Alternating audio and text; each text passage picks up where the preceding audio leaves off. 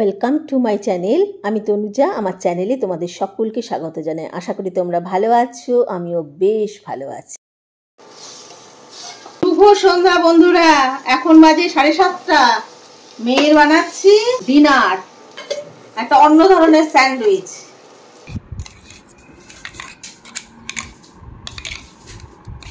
উপরে মেয়োনিজ লাগিয়ে নিয়েছে। আমার বানানো মেয়োনিজটা দেখালাম না তোমাদেরকে? একটু চিজ দিয়ে তারপর খুব শর্টকাটে বানাচ্ছি। শর্টকাট চেডার চিজ উপর থেকে দিয়ে দিচ্ছি। দুটো প্যাটি চেডার, ये পারমেজান। এটা খেলে না পাগল হয়ে গেলে পাগলা করাতে নিয়ে যেও দয়া করে। আমার কাছে বলতে এসো না, যদি তুমি পাগল হয়ে যাও।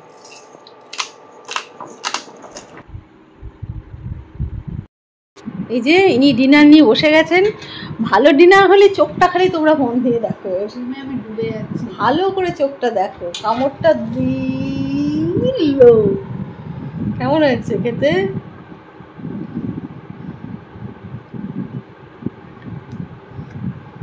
চেডার চিজ প্লাস এমনি চিজ স্লাইস পারমেজান। টেস্টটা কেমন হয়েছে? প্যাটির টেস্টটা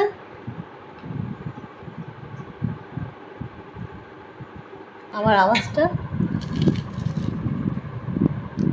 কুড়মুড়ে আওয়াজ।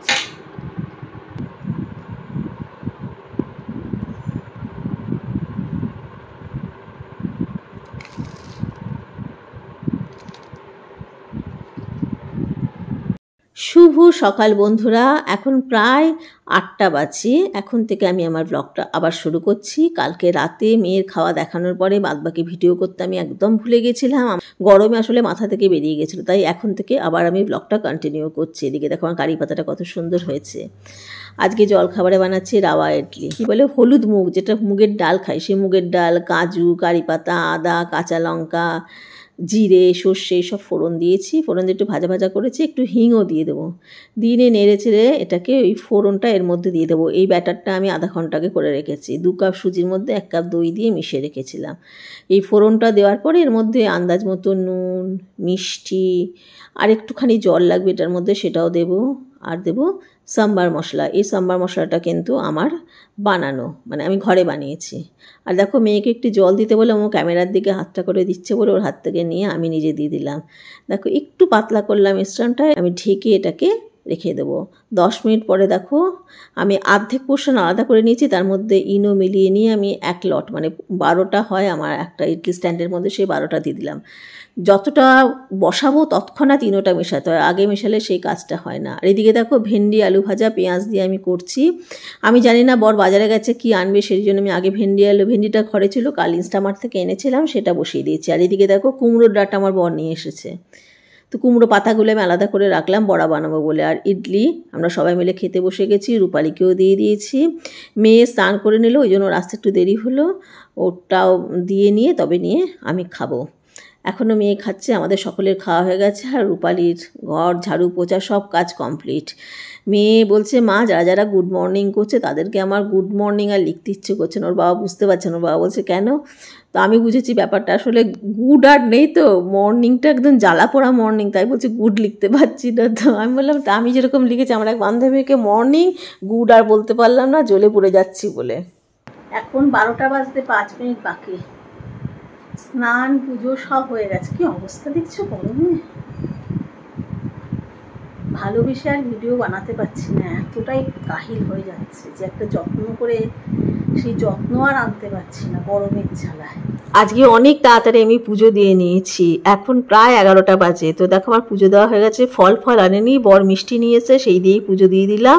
পুজোটা দেওয়া হয়ে গেলে মনে হয় যেন অনেকটা কাজ হয়ে গেছে। আর দেখো বাইরে হাওয়া দিচ্ছি, প্রদীপের আগুনটা কেমন করছে দেখো, কিন্তু আচার দিচ্ছি বাইরে, কিন্তু দেখো আকাশ কেমন মেঘলা, বৃষ্টি নেই, হাওয়া দিচ্ছে, আকাশ মেঘলা, কেমন একটা উদ্ঘুটে একটা পরিবেশ হয়ে আছে। আমি আর মেয়ের ঘরে বসে দেখো দেখাচ্ছে, ও কাজ করছে নিজের কিছু। আমরা এই ঘরে বসে আছি, শান্তুদা এসেছিল, এই ঘরে আমাদের গল্প পুজো হয়েছে, ওই জন্য এই ঘরে বসে আছি। ঠান্ডা আছে ঘরটা, আর বড়াটা পরে বানাবো। ডাল হয়ে গেছে, ভেন্ডি আলু ভাজা রাতের জন্য করে রেখে দিয়েছি, খালি বড়াটা ডিম ভাজাটা খাবার সময়তে করবো। চুলগুলো ভেজা ভেজা আছে। কালকে এত গরম মানে আমার কালকে রীতিমতো শরীর খারাপ লাগছিল, যার জন্য না আমি ভালো করে ভিডিও শুটই করতে পারিনি। আমি হাঁটতেও যাইনি গরমের জ্বালায়, মানে কেমন একটা দুর্বল দুর্বল লাগছিল, শরীর এত খারাপ লাগছিল, হাঁটতেও তো যাইনি। খালি রাত থেকেই বলতে পারো যে আসল ভিডিওটা শুরু করেছি। হ্যাঁ, রাত থেকেই শুরু করেছি, ইচ্ছে করছিল না ভিডিও করতে। তো তারপরে শুরু করেছি কিন্তু আর শেষ করতে ভুলে গেছি। আজকে সকালে আবার ভাবছিলাম করবোই না, বৃষ্টি না পারলে ভিডিও করবো না মনে হয়েছিল। তো বললাম না করি, ভিডিও বন্ধ করে দিলে না রিচটা হঠাৎ করে অনেক ড্রপ করে যায়, তো ওই জন্যই ভালো না করি ভিডিও। আর তোমরা এত সুন্দর সুন্দর কমেন্ট করো, তো সেটাতে উৎসাহ পায়, তখন মনে হয় না করা উচিত, তাই করি। আজকে তোমাদের একটা বিষয় আমি বলছি, আমাদের বাবা মারা বা আমরা ছোটবেলাতে জেনে এসছি, মানে ধরো আমার এখন মিডল এজ, তো আমি আমার মেয়েকেও তাই শিখিয়েছি যে বোবার শত্রু নেই। যেখানে দেখবে কথা বলে ঝামেলা হবে সেখানে চুপ থাকাই বুদ্ধিমানের কাজ। চুপ থাক, যে চুপ থাকে সে সব থেকে ভালো থাকে। এটা আমি নিজে জেনেছি আমার মা বাবার কাছ থেকে, আমি আমার মেয়েকেও শিখিয়েছি তাই। কিন্তু এখন না পরিবেশ পরিস্থিতি সব পাল্টে গেছে, তো সেই জন্য না নিজেদেরও পাল্টানো দরকার। তুমি বলছো না কিছু, খুব হাম্বল, যতটা পারো ভালো ব্যবহার রাখার চেষ্টা করছো, কিন্তু সেই তোমার নম্রতার না বলার ব্যাপারটার অ্যাডভান্টেজ নিচ্ছে লোকে আজকাল। সেই জন্য না মাঝে মাঝে আমার মনে হয়, সব সময় না, যখন দেখবি তোমার লিমিট ক্রস করে যাচ্ছে তখন মাঝে মাঝে কিন্তু ফোঁস করতে হয়। একবার তুমি ফোঁস করবে, রুখে দাঁড়াবে, একটু ভয় পেয়ে আর ওই কাজটা করার, যাদের স্বভাব তারা করবে, কিন্তু খানিকক্ষণের জন্য ওরা একটুখানি সমঝে চলবে তোমাকে, এটা করা উচিত।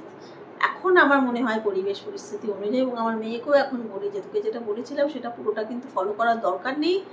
যদি দেখিস যে এক বোবা থাকতে থাকতে লোকে সেটাকে ইউজ করছে, তোকে ব্যবহার করছে, সেই তোর স্বভাবটার অপব্যবহার করছে, ভাবছে যদি কমজোর, তখন কিন্তু ফোঁস করিস। আমার মনে হয় এটা তোমাদেরও করা উচিত। এখন পরিবেশ পরিস্থিতি যা হয়েছে, কেননা মানুষ না মানসিক স্থিতিতে বসবাস করছে সেটা জানি না, বেশিরভাগ মানুষই আমার মনে হয় আজকাল, যে হয়তো ওদের মধ্যে ফ্রাস্ট্রেশন অনেক, নয়তো আপব্রিঙ্গিং ঠিকঠাক নেই, যার জন্য এই ধরনের ব্যবহার মানুষের মধ্যে। একদল আছে যারা কোনো কিছুরই পরোয়া করে না, নিজেদের নিয়েই সবসময় থাকে, আর একদল আছে সবসময়তেই পরের পিছনে কাটি করে, যেটা বাঙালিদের স্বভাব।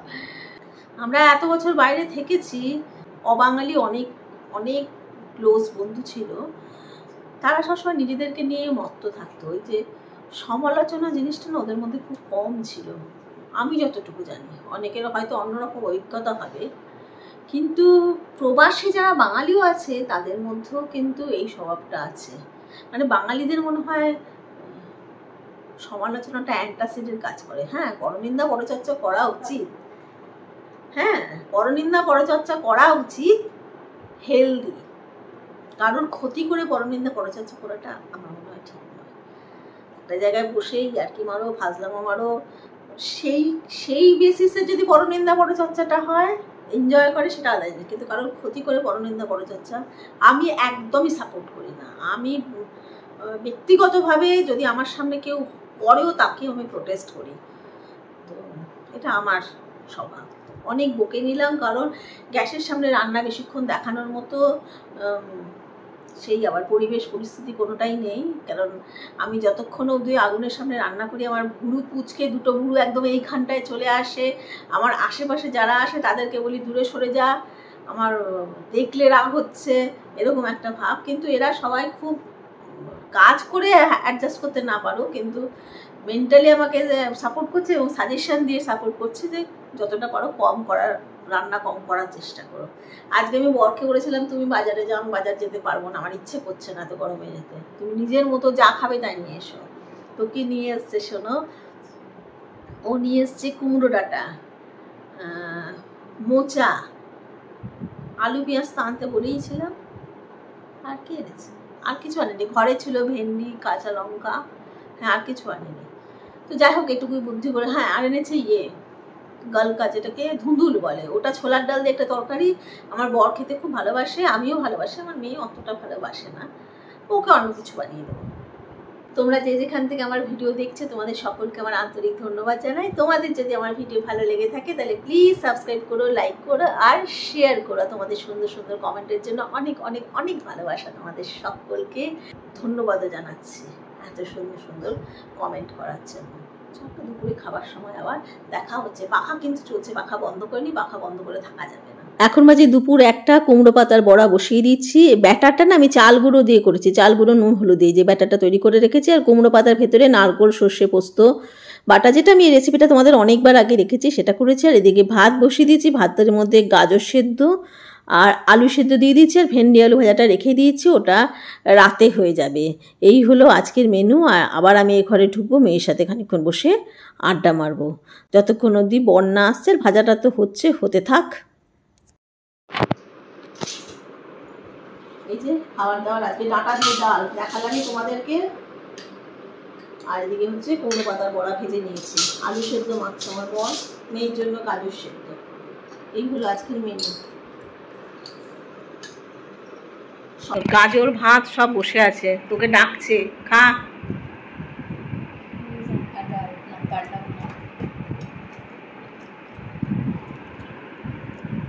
তুমি কি লেবু খাবে একটু?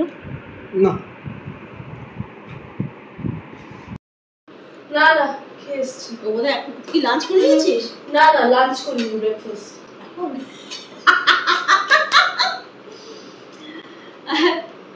ওকে দেখাচ্ছি না, ও ক্যামেরা ফ্রি নয়, আমার দেওরের মেয়ে এসছে, ও ক্যামেরা আড়ালে থাকতে বেশি ভালোবাসে। তো চলো আজকে এখানে আমি ব্লগটা শেষ করছি, নেক্সট ব্লগে তোমাদের সঙ্গে আবার দেখা হবে। তোমরা খুব ভালো থেকো, আনন্দে থেকো, আর অবশ্যই অবশ্যই সুস্থ থেকো। আমি আনন্দ নেই, বৃষ্টি পড়লে আনন্দ হবে, তোমাদের আনন্দ খুঁজে নিও তোমরা। চলো টাটা।